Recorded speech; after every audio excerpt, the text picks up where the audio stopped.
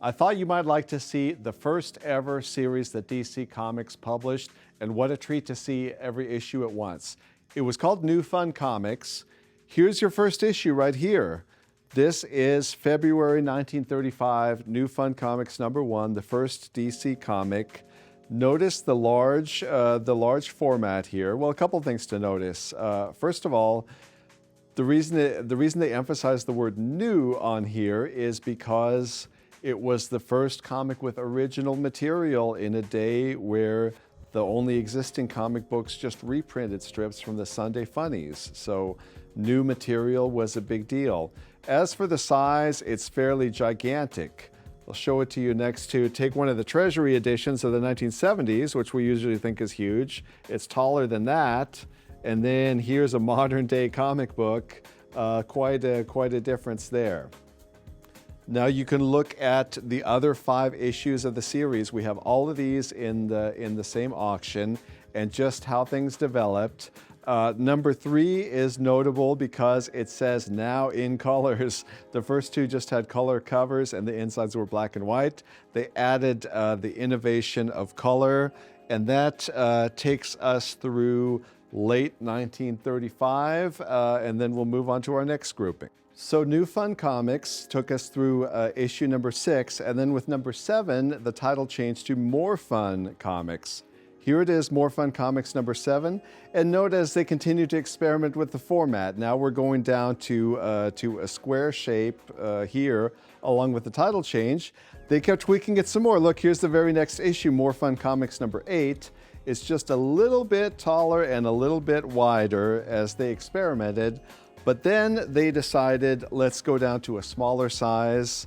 And this is a landmark comic here, More Fun Comics #9.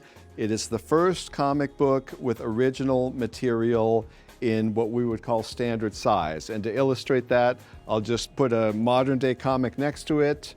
You see it's the same height.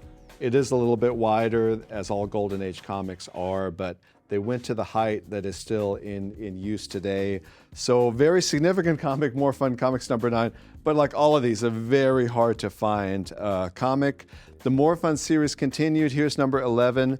And now there's another transition here at number 12. Everything up to now has had a paper cover. This one has a slick cover, again, instituting something that would basically never change in comics from that point forward. Now we continue with our little mini history of DC Comics. So we got into New Fun Comics, how that turned into More Fun, and now we have all the other early titles for you. We are missing one new comics that is in this collection, but offered in a different auction. But then the next series after that, well, the one-shot actually, The Big Book of Fun Comics. Very hard book to find. Notice the large format here. We've only seen this a couple of times in our history. Also the first annual in the history of comics. Then we come to the first normal size annual in the history of comics. That's New Book of Comics #1. Next up, we have the aforementioned New Comics became New Adventure Comics. You see an example here. Then we have Detective Comics, the series that ended up giving DC its name. These earlier things we looked at were published by National Allied Publications, it said in the small print. At some point later, it became DC for Detective Comics.